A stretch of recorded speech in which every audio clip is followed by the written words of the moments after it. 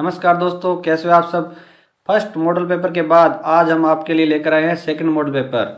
Second model paper के अंदर भी आपको 70 क्वेश्चन मिलेंगे। इसमें 60 क्वेश्चन आपके सब्जेक्ट के होंगे और 10 टीचिंग मेथड्स के। बिल्कुल दोस्तों, ये पैटर्न के अकॉर्डिंग और सिलेबस के अकॉर्डिंग बनाया गया है और प्रीवियस ईयर्स के क्वेश्चन भी इसमें ऐड किए गए हैं। फर्स्ट मॉडल पेपर के बारे में जो आपकी अच्छी अच्छी कमेंट्स है उसके लिए मैं आपका दिल से शुक्रिया अदा करता हूँ। अभी अपन जल्दी से आपका टाइम वेस्ट न करते हुए क्वेश्चंस की ओर चलते हैं। तो देखते हैं फर्स्ट क्वेश्चन। फर्स्ट क्वेश्चन है, Sachin Tendulkar is the Don Bradman of India. Choose the correct noun for underline part of this sentence. आपको अंडरलाइन पार्ट है ये, इसका नाउन बतानी है। तो नाउन के लिए देख लीजिए आप, कलेक्टिव नाउन भी नहीं हो सकती, डॉन ब्रेडमैन के लिए एब्स्ट्रैक्टिव नाउन नहीं हो सकती, और प्रॉपर नाउन इसलिए नहीं है दोस्तों। अगर सेंटेंस होता ना कि Don Bradman is the greatest player of the world, तब तो आपको लग जाता कि ये प्रॉपर नाउन है डॉन ब्रेडमैन। लेकिन यहाँ पे सचिन तेंदुलकर के लिए बताया गया है कि सचिन तेंदुलकर भी डॉन ब्रेडमैन के लिए है, यानी डॉन ब्रेडमैन को कॉमन नाउन बना दिया गया यहाँ पे। यहाँ पे डॉन ब्रेडमैन का अर्थ क्या हो रहा है, ग्रेट प्लेयर हो रहा है, इसलिए यहाँ पे हो जाएगा option number B, common noun. दोस्तों नेक्स्ट क्वेश्चन की ओर आते हैं। Fill in the blank with the correct form of adjective. Who is the boy in your class. Form of adjective बतानी है आपको भी, कौन सी डिग्री है इसके अंदर, कंपेरेटिव है, पॉजिटिव है, सुपरलेटिव है। तो देखो दाल लग गया और ईएसटी भी आ रहा है, यानी सुपरलेटिव डिग्री है इसके अंदर। Who is the smartest boy in your class, किसी का कंपैरिजन भी नहीं है, इसलिए डिग्री हो गई है सुपरलेटिव। नेक्स्ट क्वेश्चन देखते हैं अपन। Name of the parts of speech of the underline word alas he is dead in the accident. दोस्तों अलास, ओ, हुर्रा, इस टाइप के जो वर्ड होते हैं वो क्या होते हैं, इंटरजेक्शन। इंटरजेक्शन होते हैं तो कंजक्शन निकाल दो आप, प्रोनाउन निकाल दो, बच गए 2 ऑप्शन। अब डेड भी बताना आपको, ही इज डेड, ही की क्वालिफाई कर रहा है डेड, तो आप देखिए ही प्रोनाउन है, प्रोनाउन को क्वालिफाई करने वाले होते हैं एडजेक्टिव। तो इसमें ऑप्शन हो जाएगा डी, इंटरजेक्शन और एडजेक्टिव। नेक्स्ट क्वेश्चन करते हैं। Choose the correct alternative to fill the in the blanks. The army called to carry rescue operation. Army क्या होता है पता ही है आपको, आर्मी हमेशा यहाँ पे सिंगुलर होता है, तो सिंगुलर के लिए है का निकाल दो आप, आर निकाल लो और ये भी आर निकाल दो। हैज बीन और कैरी आउट फ्रेजल वर्ब होती है, अपन किसी चीज़ को पूरा करना, तो हो जाएगा the army has been called to carry out rescue operation. किसी चीज़ को पूरा करने के लिए कैरी आउट फ्रेजल वर्ब है, ऑप्शन हो जाएगा B, has been out. Next question पर आते हैं अपन। When I reach the station, the train, जब मैंने स्टेशन पर रीच किया, सेकंड फॉर्म आ गई। आपको बताया जब एक साइड में व्हेन के व्हेन बिफोर आफ्टर में जब आपके एक साइड में सेकंड फॉर्म दिख जाए, दूसरी साइड में क्या आएगा, हेड प्लस थर्ड फॉर्म। जो पहले काम हो गया उसमें हेड थर्ड फॉर्म आती है, तो इसमें देखो वो बाद में पहुंचा है। When I reach the station the train had gone. क्यों, ट्रेन जा चुकी थी, तो पहले काम ट्रेन का हुआ इसलिए हेड गोन लग गया, और उसके बाद का जो वर्क हुआ है वो है पहुंचने का, तो सेकंड फॉर्म है रीच्ड। अब दोस्तों नेक्स्ट क्वेश्चन पे चलते हैं अपन। Last evening while I a walk in the park I met Sonali.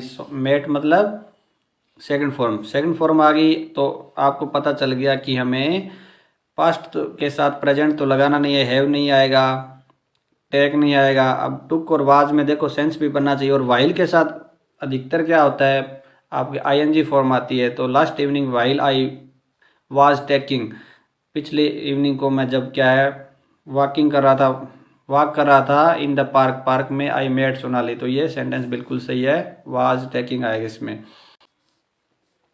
Select the grammatically correct sentence. आपको ग्रामेटिकली करेक्ट सेंटेंस बताना है। One of my friend is a lawyer, his contain brother is a जज। Contain मतलब cousin brother आना था, contain नहीं आना था, तो गलत हो गया। The 3 students helped each other, तो ईच अदर की जगह क्या आना था, वन अनदर आना था, तो ये गलत हो गया, क्योंकि 2 के लिए ईच अदर आ सकता है, 2 से ज़्यादा के लिए आएगा one another.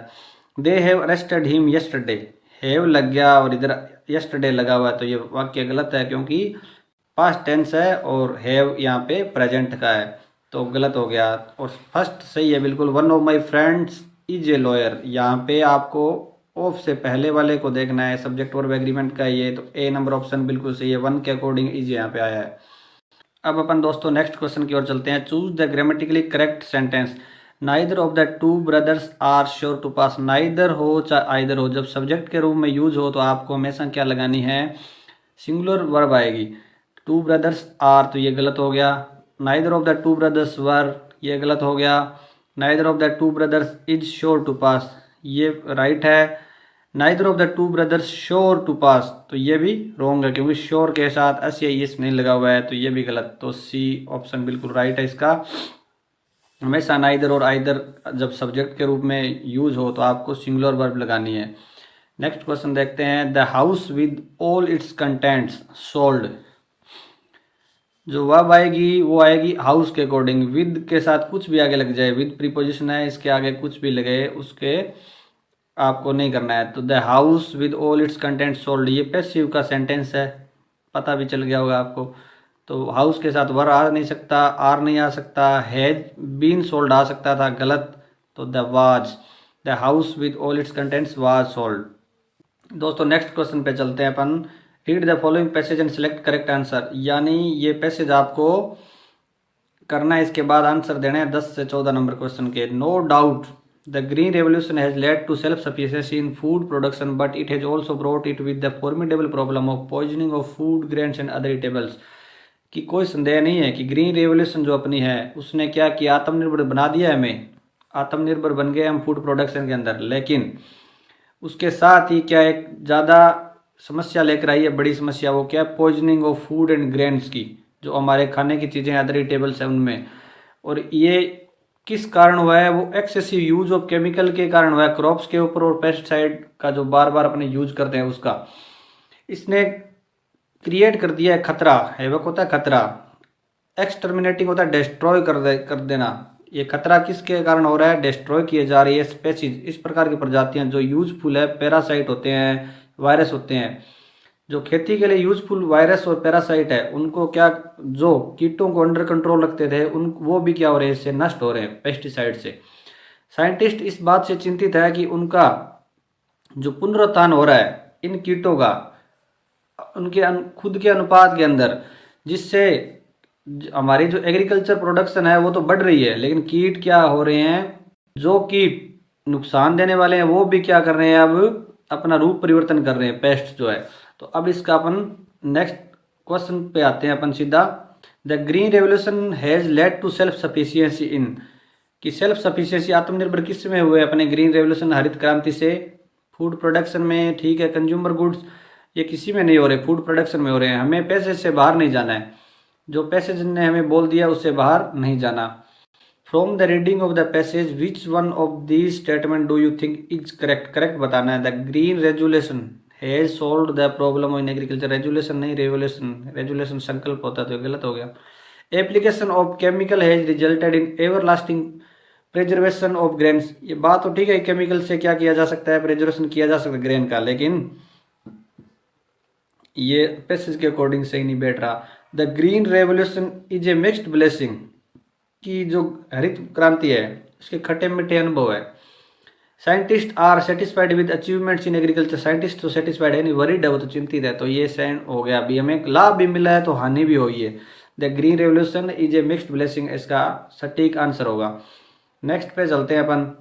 The green revolution has brought with it the formidable problem, major जो प्रॉब्लम है वो क्या आई है ग्रीन रेवोल्यूशन के साथ साथ, poisoning of food grain and other eatables, poverty, गरीबी आई है क्या, नहीं आई है, अनएम्प्लॉयमेंट भी नहीं हुआ है, करप्शन भी नहीं हुआ है, इसका ऑप्शन नंबर ए राइट।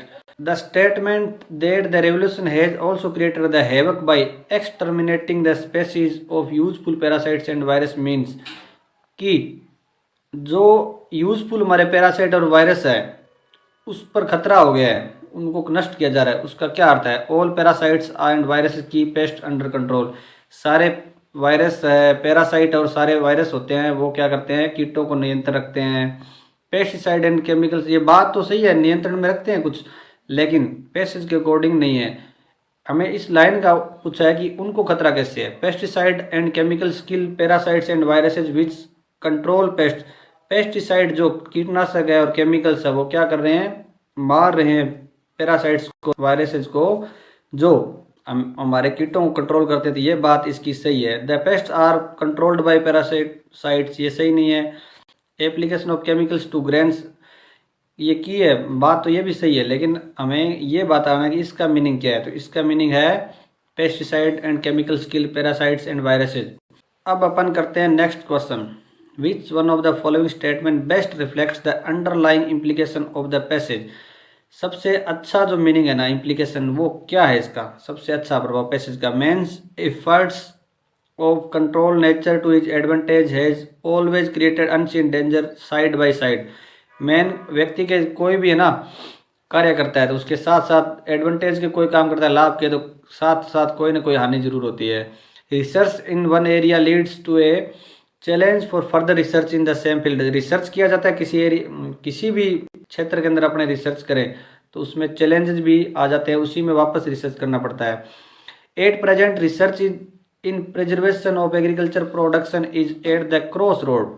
वर्तमान में क्या है, अपन एग्रीकल्चर के जो संरक्षण वाली चीज़ें हैं उनको क्या वो दोहरे उसके दो रास्ते पे चल रही है, वो तो सही नहीं आ रही है। The excessive use of chemicals and pesticide is dangerous. तो ये बात हमने पैसेज में बिल्कुल, पैसेज का मीनिंग ये है भी हमें पेस्टिसाइड का यूज नहीं करना चाहिए, एक्सेसिव यूज है पेस्टिसाइड का और केमिकल्स का, वो डेंजरस है। तो ये बिल्कुल सबसे ज़्यादा बेस्ट ये है, अपने डी नंबर ऑप्शन होगा इसका। अब अपन करते हैं next question. Change into passive. Many primitive people had use to pictorial symbols. Primitive होता है आदिम, बहुत सारे आदिम जो लोग होते थे वो क्या करते थे, हैड यूज्ड पिक्टोरियल सिंबल, वो चित्रात्मक सिंबल यूज करते थे। इसका बनाना है आपको। Pictorial symbols have been used by many, तो हैड है तो आपको पैसिव में हैड बीन थर्ड फॉर्म आना चाहिए, तो हैव बीन तो आएगा नहीं, हैज यूज्ड नहीं आएगा। हैड बीन यहाँ दिख रहा है, इसमें कुछ नहीं है, तो आपको ऑप्शन सी इसका राइट है। अब आते हैं अपन नेक्स्ट क्वेश्चन पे। Let us enjoy the party. Let से सेंटेंस स्टार्ट होता है तो आप हमेशा ध्यान रखिए पैसिव के अंदर लेट से स्टार्ट है तो लेट से पैसिव बनेगा, तो जो लेट से स्टार्ट नहीं है उसको काट दो। लेट के बाद में हमें ये ध्यान रखना है भी लेट के बाद जो ऑब्जेक्ट है उसका, यानी ये ऑब्जेक्ट है, ये आता है, उसके बाद बी और उसके बाद third form. Let object be third form कहाँ पे ढूंढिए, तो लेट्स नहीं होगा, सीधा लेट लगाना, आपको एस को छोड़ देना है। तो let the party be enjoyed इसका राइट आंसर होगा। अब करते हैं अपन next question. He gave me a pen. दोस्तों ये पैसिव बनाना है, ही गेव मी ए पेन का। इसमें देखिए आपको कैसे पता चलेगा अभी कौन सा डायरेक्ट ऑब्जेक्ट है और कौन सा इनडायरेक्ट ऑब्जेक्ट है। तो देखिए जिस सेंटेंस का ऑब्जेक्ट के बिना काम नहीं चले, मीनिंग नहीं आ रहा, वो क्या होगा, डायरेक्ट होगा। जैसे ही गेव मी, उसने मुझे दिया, क्या दिया पता नहीं चल रहा। अगर सेंटेंस ऐसा होता ना, ही गेव ए पेन, मी को चाहे छोड़ दो आप, कोई प्रभाव नहीं हो रहा, ही गेव ए पेन, इसका मतलब ये क्या है, यहाँ पे डायरेक्ट ऑब्जेक्ट है। और ही गेव मी ये क्या है, इनडायरेक्ट ऑब्जेक्ट है। जब आप इनडायरेक्ट ऑब्जेक्ट यानी पहला इनडायरेक्ट होगा उसके बाद डायरेक्ट, इनडायरेक्ट से बना रहे हो सेंटेंस तो हमेशा की तरह बनाना आपको, लेकिन जब डायरेक्ट से बनाओ तो आपको बाय की जगह टू या फोर प्रीपोजिशन का यूज करना है सेंस के अकॉर्डिंग। तो अब अपन करते हैं सेंटेंस को। I was given a pen by him. देखिए मी का आई बन गया, आई और गेव सेकंड फॉर्म है तो I was given a pen by him, बिल्कुल राइट है ये। आई वॉज बीइंग, बीइंग तो आने नहीं है तो गलत हो गया। ए पेन वॉज गिवन, यानी अब डायरेक्ट ऑब्जेक्ट से सेंटेंस बन रहा है। A pen was given to me, या टू लग गया, बाय किस गया, मी बाय हिम, बिल्कुल सही है। तो ऑप्शन क्या हो जाएगा, बोथ ए एंड सी। अब करते हैं दोस्तों next question. Change the given sentences into indirect speech. अब इनडायरेक्ट स्पीच बताना आपको। The mother said to Mamata why are you nervous today. पूरा सेंटेंस पढ़ने के बाद पता चलेगा अभी ये इंटरोगेटिव है, क्वेश्चन मार्क भी लगा है। तो आप इंटरोगेटिव को सेड टू कहाँ किस में बदलते हो, आस्क्ड में, तो दोनों गलत हो गए। सेड टू और टोल्ड तो आएगा नहीं। ममता तक दोनों सेंटेंस सही है, उस कनेक्टिव के वाई यूज करेंगे तो वाई का वाई लगा दिया। यू सेकंड पर्सन है, सी के अकॉर्डिंग क्या आ जाएगा, ममता के अकॉर्डिंग सी आ जाएगा यहाँ पे। She was nervous that day, तो बराबर दोनों सेंटेंस चले। लास्ट में क्वेश्चन मार्क है। हमेशा ध्यान रखना कि जब इंडायरेक्ट स्पीच में बदलने के बाद सेंटेंस का जो स्ट्रक्चर है वो पॉजिटिव रहता है, असर्टिव रहता है, तो क्वेश्चन मार्क वाला सेंटेंस ना होके डी ऑप्शन अपना राइट है। अब करते हैं अपन next question. He said what a beautiful flower this is. Sentence को देखते पता चल गया भी ये एक्सक्लेमेटरी सेंटेंस है, क्योंकि एक्सक्लेमेशन पीछे दे रखा है। व्हाट से स्टार्ट है, व्हाट और हाउ वाले जो सेंटेंस होते हैं वो एक्सक्लेमेटरी सेंटेंस होते हैं, और जब लास्ट में लगाओ एक्सक्लेमेशन मार्क। देख लीजिए भी इस टाइप के सेंटेंस को शेड के स्थान पर एक्सक्लेम्ड विद लगता है, तो एक्सक्लेम्ड इसमें है नहीं, फर्स्ट काट दो। एक्सक्लेम्ड विद सोरो, अब इसको कितना सुंदर फूल है, इसमें सोरो तो हुआ नहीं, दुख तो हुआ नहीं, इसको काट दो। अब सरप्राइज हुआ है, सरप्राइज दोनों सही है। इसका सेंटेंस का स्ट्रक्चर होता है कि ही एक्सक्लेम्ड विद लगाने के बाद जो नोशंस आ रहा है सरप्राइज सोरो वो लगा दो, उसके बाद दैट से कनेक्टिव करना है, तो दैट सही है। उसके बाद सब्जेक्ट है उसको लिखना है, तो सब्जेक्ट दिस है यहाँ पे, तो दिस का जब बाहर पास्ट टेंस है तो दैट हो जाएगा, यहाँ पे दिस का दिस रख दिया इस। और ब्यूटीफुल जब एडजेक्टिव होता है तो वेरी लगता है, और नाउन होता है तो क्या लगता है, ग्रेट लगता है, तो यहाँ पे ऑप्शन हो जाएगा D, he exclaimed with surprise that a very beautiful flower, ये सही हो जाएगा, that was a very beautiful flower.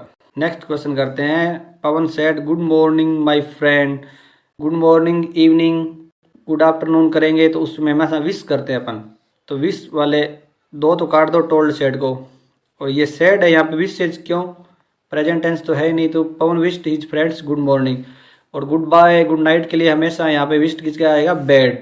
Choose the grammatically correct sentence from the given sentences, आपको ग्रामेटिकली करेक्ट सेंटेंस बताना है भाई। अनलेस वी कैन, अनलेस से start हो रहे हैं सेंटेंस, तो आपको पिछले मॉडल पेपर में बताया था कि अनलेस के साथ वाले क्लोज में नोट नहीं आता, तो नोट वाले तो सेंटेंस काट ही दो आप। Unless we can imagine, unless तो ये पहला कट गया। Unless we can imagine a future we can not create it, जब तक हम फ्यूचर को इमेजिन नहीं करेंगे हम कुछ नहीं बना सकते, तो ये तो बात राइट हो रही है। Unless we can imagine a future we can create it, अगर हम फ्यूचर में कुछ इमेजिन नहीं करेंगे तो हम बना सकते हैं, कोई चीज़ हम अपने सोचेंगे नहीं तो क्या बनाएंगे, कुछ नहीं बनाएंगे। Unless we can not imagine a future we can not create it, ये दोनों बता दिया। यहाँ पे भी नोट लगा हुआ है अनलेस के साथ वाले सेंटेंस में, तो ये गलत है, फर्स्ट सही है। अनलेस वाले वाक्यों में दोस्तों ध्यान रखना कि अनलेस के साथ वाले क्लोज में नोट नहीं आता, लेकिन अगले में नोट आ भी सकता है और नहीं भी आ सकता, वो सेंस के अकॉर्डिंग कंडीशनल सेंटेंस के अंतर्गत आता है ये। If you heat ice it, if आ गया यानी कंडीशनल सेंटेंस है। अगर आप क्या करोगे, बर्फ को हीट करोगे, गर्म करोगे, तो will melt, melts, would melt, would be melted, तो ये क्या है, यहाँ पे जीरो कंडीशन है। जीरो कंडीशन में आपको प्रेजेंट, इधर भी प्रेजेंट सिंपल रखना है, यहाँ भी प्रेजेंट सिंपल रखना है, तो प्रेजेंट सिंपल यहाँ नहीं है, यहाँ नहीं है, यहाँ नहीं है, इट मेल्ट्स आएगा इसमें। If you heat ice it melts, कारण क्या है, जीरो कंडीशन उन सेंटेंसेज में लगती है जहां पर हमें साइंटिफिक ट्रूथ, यूनिवर्सल ट्रूथ वाले सेंटेंस होते हैं, वहां पे इफ के साथ दोनों साइड में आपको लगानी है present simple. If I a bird I would fly high over the sky, बार आपने सुना होगा if I were a prime minister, तो ये देखिए कंडीशन कौन सी है, यहाँ पे वुड फ्लाई आ रहा है, वुड के बाद फर्स्ट फॉर्म यानी सेकंड कंडीशन है। सेकंड कंडीशन में इफ के साथ फिर क्या लगेगा, वर्ब की सेकंड फॉर्म। सेकंड फॉर्म ढूंढिए आप, यहाँ पे नहीं है, यहाँ पे नहीं है, यानी सेकंड फॉर्म किस में होती है, पास्ट सिंपल में, तो पास्ट सिंपल आएगा if I were a bird I would fly high over the sky. Next question देखते हैं अपन दोस्तों। Choose the best option for underlined phrase in the given sentence, he burned the midnight oil to pass the IAS examination. Burned the midnight oil है, इसका आपको बताना है क्या मीनिंग है। Studied hard in spite of difficult situation, used a lot of fuel, मन में तो आपके इसका करेगा करने का, लेकिन बर्न द मिडनाइट ऑयल का अर्थ होता है worked late into the midnight. Next question है to keep the ball rolling, इसका अर्थ होता है to keep the conversation going. To weather the storm का मीन हमेशा ही पता है आपको क्या होता है, to survive in difficult times, difficult time में सर्वाइव करना होता है अर्थ, टू वेदर द स्टॉर्म्स। अब अपन को पोइट्री का पैसेज पढ़ना है। Read the following poem and choose the most appropriate answer. The earth was green and sky was blue, earth green थी स्काई ब्लू था। आई सा and heard one Sunny morning, एक दिन मैंने देखा सुना सुबह, धूपदार सुबह को, सन्नी मॉर्निंग को। A skylark hang between the two singing speck above the corn, corn होता है मक्का, मक्का खेत के अंदर ना एक स्काईलार्क हैंग किया हुआ था यानी बैठा हुआ था, between the two singing speck above the corn, corn के ऊपर दूर तक बैठा नहीं था, वो हैंग कर रहा था, लटक रहा था यानी उड़ रहा था वहां पर। A stage below in gay accord white butterflies danced on wing, उसके पास के अंदर क्या गे होता है इंजॉय, इंजॉय करती हुई, अकॉर्ड मतलब समझौता करते हुए, उसके पास में इंजॉय कर रही थी बटरफ्लाइज, वाइट बटरफ्लाइज कर रही थी जो उस डांस ऑन विंग, वो वहाँ पे अपने पंखों पर क्या कर रही थी, डांस कर रही थी। और गा कौन रहा था, स्काईलार्क गा रहा, स्काईलार्क एक पक्षी होता है। And still the singing skylark sword, अभी भी सिंगिंग स्काईलार्क वो ऊंचा उड़ रहा था, सोर होता है उड़ते रहना, ऊपर उड़ते रहना। एंड साइलेंट सैंक एंड सोर टू सिंग, और साइलेंट सैंक सोर टू सिंग, जैसे जैसे वो ऊपर उठ रहा था नीचे शांति हो रही थी, साइलेंट हो रही थी।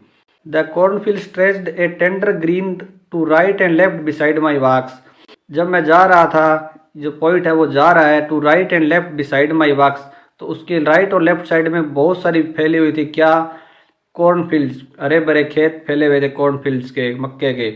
I knew he had a nest unseen somewhere among million stars, मैं जानती थी कि उसका घोंसला है, ही यहाँ पे स्काईलार्क के लिए उसका घोंसला है कहीं ना कहीं इस बहुत सारे करोड़ों स्टाक्स में ही, स्टाक्स मतलब तना जो डंठल होते हैं मक्के के, उसके अंदर कहीं ना कहीं क्या है नेस्ट था। And as I pause to hear this song while swift and sunny moment slid, जैसे मैं रुकी उसका सॉन्ग सुनने के लिए, while swift the sunny moment slid, अब क्या है धूप हो गई थी, वो कम हो गई थी, डल गई थी। Perhaps his mate sells listening long and listen longer than I did, मैंने उसका जो सॉन्ग सुना है उससे उसके साथ रहने वाली जो उसकी साथी है उस वो तो ज़्यादा मेरे से भी ज़्यादा सुनती होगी। तो ये थी पोइम। अब अपन देखते हैं इसके question. The skylark Seng when, कब उसने सेंग किया था, तो जब क्या थी अर्थ ग्रीन थी और स्काई क्या था विदाउट क्लाउड्स था तब। The skylark rose upwards and upwards, ऊपर उठ रहा था, गाते हुए ऊपर उठ रहा था, और उसके साथ साथ सिंगिंग कर रहा था, तो बी ऑप्शन सही। The nest of the skylark हुआ, नेस्ट कहाँ पर था, कॉर्न फील्ड्स के अंदर था ना, बहुत सारे नंबरलेस स्टेम्स के अंदर था, तो C option. Find out the figure of speech in the following line, and silent sank and soared to sing, S S S S, यानी स का साउंड आ रहा है बार बार, तो साउंड रिपीट हो रहा है। जब वर्ड्स रिपीट हो तो रिपीटेशन होता है, और साउंड रिपीट हो तो एलिट्रेशन, और वो भी साउंड कौन सा, कॉन्सोनेंट साउंड, तब एलिट्रेशन होगा इसमें। The rhyme scheme of the first stanza is, first stanza पे चलते हैं अपन। Sky was blue morn to corn, यानी ए बी, साउंड मैच करना चाहिए, ब्लू का मॉर्न से नहीं कर रहा, यानी ए ब्लू है और मॉर्न है बी, ब्लू टू मैच कर रहा है तो ये वापस ए हो जाएगा, अगला मॉर्न और कॉर्न मैच कर रहा है तो बी हो जाएगा, यानी ए बी इसका है राइम स्कीम, तो राइम स्कीम इसकी हो जाएगी A B. The word stretched mean, stretched में होता है फैला हुआ, spread. The dog try to get me, dog ने मेरे पे झपटा, मेरे पे आक्रमण किया, तो होता है गेट एट, इसका ऑप्शन हो जाएगा बी सही। I can not his hand writing, मैं उसकी हैंड राइटिंग को समझ नहीं सका, तो मेक आउट होता है समझ नहीं पाना। ही टर्न हिज डिसऑनेस्ट सर्वेंट, उसने अपने डिसऑनेस्ट सर्वेंट को निकाल दिया, तो निकाल देने के अर्थ में क्या हो जाएगा, टर्न्ड अवे हो जाएगा, टर्न्ड अवे। अब अपन आते हैं वन वर्ड पे। Specialist in disorders of the nervous system, nervous system का जो स्पेशलिस्ट होता है, यानी तंत्रिका संबंधी चीज़ों के इनके डॉक्टर होते हैं ना नाड़ी के, उनको बोलते हैं neurologist.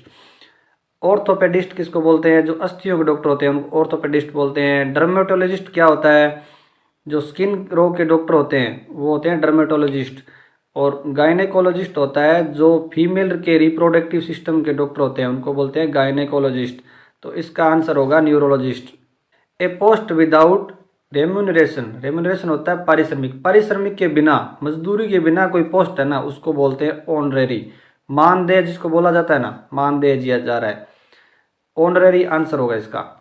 The phobia about is aerophobia, phobia होता है किसी कोई चीज़ का डर, अगर एयर से डर है वो होता है एरोफोबिया।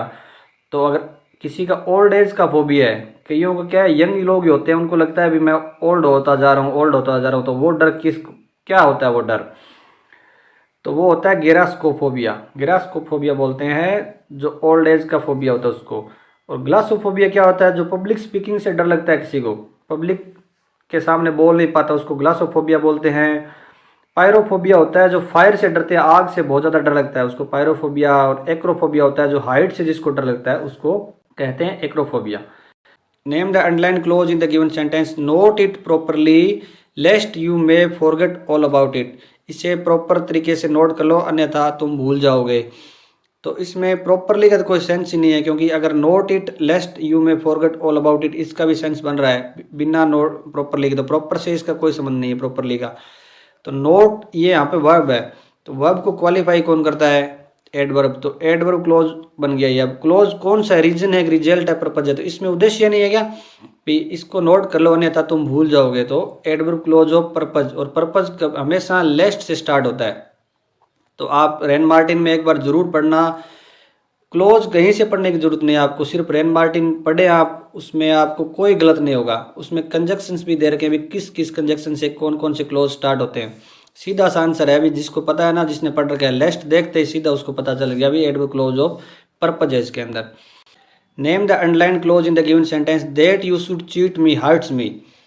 हमेशा ध्यान रखना कि जब आपसे क्लोज पूछा जा रहा है स्टार्ट में दैट लगाया और वही क्लोज पूछ लिया तो वो हमेशा नाउन क्लोज के सिवाय कोई नहीं हो सकता। नाउन क्लोज होता है, दैट क्लोज है वो नाउन क्लोज अगर सब्जेक्ट के अकॉर्डिंग यूज हो रहा है। और ये पूरा का पूरा क्लोज है ना इट की जगह पे आता है। देख लीजिए आप, जैसे इंडिपेंडेंट जो इसका क्लोज है हर्ट्स मी है, तो इट हर्ट्स मी कि ये मेरे को हर्ट करता है, तो आंसर क्या आएगा, वाट, क्या आएगा कि जो तुमने मुझे धोखा दिया है वो मेरे को हर्ट करता है। तो ये आंसर आ रहा है वर्ड का, तो ये नाउन क्लोज हो जाएगा। Select the antonym of bleak. Bleak क्या होता है, बिल्कुल कलरलेस होता है ब्लीक, तो ब्राइट हो जाएगा उसका answer. Select the antonym of culprit. Culprit होता है अपराधी, अपराधी का हो जाएगा, रिजर्व नहीं होगा, विक्टिम हो जाएगा। विक्टिम होता है पीड़ित। नेक्स्ट क्वेश्चन देखते हैं, the select antonym of apogee. Apogee होता है चरम सीमा, कोई चीज़ की चरम सीमा, चरम सीमा होता है climax. Select the synonyms of industrious. Industrious होता है मेहनती, और मेहनती होता है हार्ड वर्किंग। नेक्स्ट क्वेश्चन करते हैं, identify the figure of speech in the following line, the soul was like a star and dwelt apart. जो सोल थी वो क्या थी, स्टार की तरह थी और अलग रहती थी। तो जब लाइक और एज वाले वर्ड आ जाए तो हमें पता है सिमली होता है, और इसमें तो आत्मा को बताया कि स्टार की तरह बताया गया है, उपमा दी गई है तो सिमली हो जाएगा इसमें। Choose the correct figure of speech in the given line, exalt O source and ring O bells. जब क्या है निर्जीव चीज़ों और मरे हुए चीज़ों को संबोधन किया जाता है तो उसमें होता है apostrophe. Identify the figure of speech in the following line, my brother, my captain, my king. जब भी अगर चाहे बुरा गुण हो चाहे अच्छा गुण हो, जब वो घटते से बढ़ते क्रम में जा रहा है, बढ़ते क्रम में जा रहा है उसमें क्लाइमैक्स होता है, और अगर वो घटते क्रम में आ रहा है तो वो होता है एंटी क्लाइमैक्स। तो इसमें माई ब्रदर, ब्रदर के बाद कैप्टन बन गया, कैप्टन के बाद किंग बन गया, यानी बढ़ते हुए स्तर पे जा रहा है वो, तो उसका क्लाइमैक्स हो जाएगा। नेक्स्ट देखते हैं, choose the correct use of model auxiliary expressing A habitual action in the past. Habitual action past में दो ही मॉडल शो करते हैं, कौन कौन से, एक तो यूज टू और एक वुड।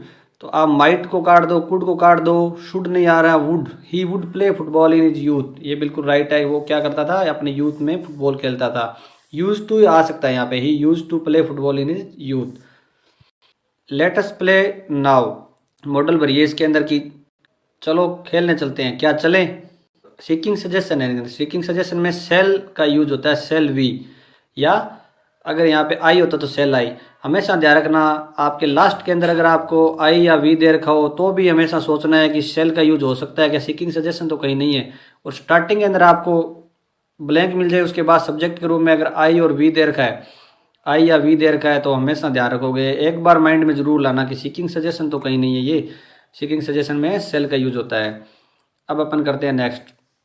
ए बोलता है I do not want to sign the paper, मैं साइन नहीं करना चाहता। बी कहता है यू हैव नो ऑप्शन, तुम्हारे पास कोई ऑप्शन नहीं है। तुम्हें साइन क्या है, नीड नोट, तुम्हें आवश्यकता ही नहीं है साइन करने की। तो सही नहीं, बात जच नहीं रही, इधर ऑप्शन का कह रहा है और इधर साइन नहीं करने का बोल रहा है। इधर कह रहा है कि आपके पास ऑप्शन नहीं है और तुम्हें साइन करने का साहस नहीं है, ये भी नहीं बनेगा। यू हैव नो ऑप्शन, तुम्हारे पास ऑप्शन नहीं है, तुम साइन कर सकते हो, तुम्हारे पास ऑप्शन नहीं है और तुम्हें साइन करने जरूरी है, यानी बिल्कुल कंपल्सन किया जा रहा है इसको, तो डी ऑप्शन इसका राइट हो जाएगा। नेक्स्ट क्वेश्चन करते हैं अपन। Jaipur city recorded 41.8 mm rain at 3 hours, 8 से तो बनेगा नहीं, इन 3 hours 3 घंटों में बिटवीन 5:30 PM एंड 8:30 PM। तो बिटवीन के बाद एंड भी आ रहा है, बिटवीन एंड का यूज होता है, तो ये सही है बिल्कुल B option. Quinine is an effective antidote, antidote आते टू दिमाग में आना चाहिए, फिक्स प्रीपोजिशन है, to malaria. A man of honour, एक सम्मान का व्यक्ति, अडियर्स पालन करता है, हिज कन्विक्शन अपने विश्वासों को, चाहे दूसरे उस पर क्या करे, मजाक उड़ाए उसकी। अडियर्स के बाद टू आता है, जीयर के बाद एट आता है, ढूंढिए अडियर्स to Jeeyar eight, fix preposition है रेन मार्टिन से। Next question, if I knew his address, अगर मैं उसका एड्रेस जानता, कंडीशनल सेंटेंस है, सेकंड फॉर्म लगी है इफ के साथ, यानी सेकंड कंडीशन है। सेकंड कंडीशन के बाद अगले क्लोज में क्या आता है, इफ के साथ, अगर यहाँ पे सेकंड फॉर्म है तो आगे वुड प्लस फर्स्ट फॉर्म है, तो वुड प्लस फर्स्ट फॉर्म ढूंढिए आप, would plus I would give it to you, बिल्कुल right. Which is not true statement, not true सही नहीं है, यानी गलत स्टेटमेंट कौन सा है इसमें। Vowel sounds are two types, two type के होते हैं ना साउंड, डिप्थोंग्स और monophthongs. Diphthongs have 12 type sound and monophthongs have 8। Monophthongs called pure vowels and single vowels, monophthong को क्या कहा जाता है, प्योर वाउल भी कहा जाता है, सिंगल वाउल भी कहा जाता है, ये बात भी सही है। Diphthongs also called impure vowels glides, ये भी बात सही है। तो ये बात गलत है, क्यों गलत है, डिप्थोंग्स में होते हैं 8 टाइप के साउंड और मोनोप्थोंग में होते हैं 12, तो उल्टा लिखा हुआ है, तो बी ऑप्शन इसका राइट है। What does IPA stands for, IPA की फुल फॉर्म क्या है, इंटरनेशनल प्रोनाउंसिएशन एसोसिएशन, गलत है। इंटरनेशनल फोनेटिक एसोसिएशन, बिल्कुल राइट है। इंटरनेशनल फोनेटिक अल्फाबेट भी राइट है, तो ऑप्शन हो जाएगा D. Identify the word which has 3 syllables, syllables क्या होते हैं, वाउल साउंड्स, वाउल साउंड की जो नंबर है वही होते हैं नंबर सिलेबल्स के, यानी आपको 3 वाउल साउंड ढूंढने इसके अंदर। तो प्रेसिडेंट में देखिए आप, प्रे, ए की मात्रा आ गई, जी, ई की आ गई, डे, ए आ गया अंट, यानी 3 सिलेबल वाला प्रेसिडेंट है। पॉलिटिकल में देखो, पॉलिटिकल, पॉलिटिकल 4 सिलेबल आ रहे हैं, तो ये होगा नहीं। मैनेज में देखो, मे, ने, ज 2 ही आ रहे हैं, तो ये भी रॉन्ग है। इंस्टीट्यूशन, तो इसमें भी 4 आ रहे हैं, तो ऑप्शन हो जाएगा अपना प्रेसिडेंट। नेक्स्ट क्वेश्चन करते हैं, clean case memory from your mobile, the correct phonetic transcription of the underline word. तो CACH होता है कैश, कैश का ढूंढिए, और मेमोरी होता है मेमोरी, तो मेमोरी नहीं होता, ऑप्शन नंबर बी हो जाएगा इसका सही। नेक्स्ट क्वेश्चन करते हैं अपन, which one of the method supported by experts in the field of teaching grammar, teaching grammar में सबसे बेस्ट जो है अपना टीचिंग मेथड वो क्या कौन सा है, तो वो है दोस्तों इंडक्टिव मेथड। इंडक्टिव मेथड में पहले क्या होता है, एग्जाम्पल सिखाए जाते हैं, यानी आई और ई को देख लो आप, और बाद में रूल। तो आई वाउल है, ई वाउल है, ऐसे याद रह जाएगा। इंडक्टिव मेथड होता है एग्जाम्पल टू रूल, और डिडक्टिव होता है रूल टू एग्जाम्पल, यानी इंडक्टिव में पहले एग्जाम्पल दिए जाते हैं, उसके बाद रूल दिया जाता है। और डिडक्टिव जो पुरानी परंपरा चल रही है अपनी, उसमें क्या होता है, पहले रूल और बाद में एग्जाम्पल। द आइटम्स और elements of language which are essential for language learner should be presented based on, language learner है कोई, उसको सिखाने के लिए जो आइटम आप सेलेक्ट करें उसमें आपको क्या ध्यान रखना है, सबसे ज़्यादा उसका इंटरेस्ट देखना है, किस चीज़ों में इंटरेस्ट है वही आइटम आप सेलेक्ट करो। तो द प्रिंसिपल ऑफ इंटरेस्ट इसका ऑप्शन होगा सी राइट। नेक्स्ट क्वेश्चन करते हैं, some students in the class lag behind their counterparts in the learning certain language functions such students need, कुछ स्टूडेंट्स अपने समकक्ष होते हैं उनसे पिछड़ जाते हैं चीज़ों में लैंग्वेज लर्निंग के अंदर, उनके लिए क्या किया जाना चाहिए, तो उनके लिए रेमेडियल टीचिंग की जानी चाहिए, और डिफरेंट एक्टिविटी के द्वारा उनका जो है लैंग्वेज फंक्शन है वो पूरा कराया जाना है, तो ऑप्शन नंबर ए इसका राइट है। While reading a text teacher should, जब टेक्स्ट पढ़ रहे हैं तो टीचर को क्या करना चाहिए, give the meanings of new words to student, नए वर्ड के मीनिंग देना चाहिए ना। Encourage students to guess the meanings of new words from the contest, students को क्या करना चाहिए, प्रोत्साहित करना चाहिए, उस कंटेस्ट में जब अपन बात करें तो नए शब्दों को खुद अंदाजा लगाने का कहना चाहिए। Encourage students to find out the meaning of each and every new word from dictionary, हर शब्द है ना डिक्शनरी में नहीं देखा जा सकता। Encourage students not to pay attention to new words, students को क्या है, ध्यान ही नहीं देने को बोलना, तो ये भी गलत बात है। बेस्ट आंसर होगा बी, क्योंकि इसमें कंटेस्ट में जब पढ़ रहे हैं तो बच्चा क्या है, उस कोई मतलब एक पैसेज पढ़ रहे हैं उसके अंदर अगर 2-4 वर्ड नए आ जाते हैं तो उस कंटेस्ट में बच्चा गैस लगा सकता है भी इसका मीनिंग क्या है। तो ऑप्शन नंबर बी इसका राइट है। Which type of the student does not need remedial teaching? किस टाइप के स्टूडेंट को रेमेडियल टीचिंग की आवश्यकता नहीं है? Weakness in problem solving, weakness बच्चा है प्रॉब्लम सॉल्विंग है उसको जरूरी है वो तो remedial teaching. Lack of self confidence, self confidence वाले कमी वाले बच्चों में और एक्सपेक्टेशन वाले जो बच्चे हैं उनको तो जरूरी है, तो ये भी नहीं होगा। Slow learning progress and mix things up easily, slow learner होते हैं और अपनी चीज़ों को मिक्स कर देते तुरंत, तो उनके लिए भी जरूरी है रेमेडियल टीचिंग। शार्प मेमोरी, जिनकी मेमोरी बहुत ज़्यादा तेज है, एंड ग्रैब्स इन्फॉर्मेशन इफेक्टिवली, और तुरंत क्या कर लेते हैं इन्फॉर्मेशन अपने माइंड में सेट कर लेते हैं, तो उनके लिए रेमेडियल टीचिंग की कोई आवश्यकता नहीं है, तो डी ऑप्शन इसका राइट हो जाएगा। नेक्स्ट क्वेश्चन करते हैं। Which of the following is not a merit of bilingual method? Bilingual method की कौन सी इसमें मेरिट नहीं है? It gives emphasis on speech practice, speech practice पर तो एम्फेसिस करता है। It develops the habit of independent reading, इसको बाद में देखते हैं। Audio visual aids are not much needed, ये बात सही है, अभी ज़्यादा नीड नहीं है ऑडियो विजुअल एड्स की इसमें। It is suited to all the types of school located in rural और अर्बन एरियाज, रूरल और अर्बन एरिया है उस पर सूट करता है ऑडियो लिंगुअल जो मेथड है वो। तो बात है 20 इसकी गलत, क्या है? It develops the habit of independent reading, independent reading की जगह क्या आता है? डेवलप क्या करता है? स्पीकिंग का करता है। It develops the habit of independent speaking, तो आंसर होना था स्पीकिंग का। नेक्स्ट करते हैं students role in CLT, student का रोल क्या है सीएलटी के अंदर? Being understood and understood other, खुद को समझना और औरों को समझना। Write and read all time, लिखते पढ़ते रहना सारे टाइम। बी अटेंटिव साइलेंट, ध्यान भी रखना पूरा और साइलेंट रहना। Throw papers at each other, ये तो होगा ही नहीं, किसी पे कागज फेंकना, ये सारे नहीं होंगे। खुद को समझना और औरों को समझना, ही सीएलटी का मेन जो है पर्पज है।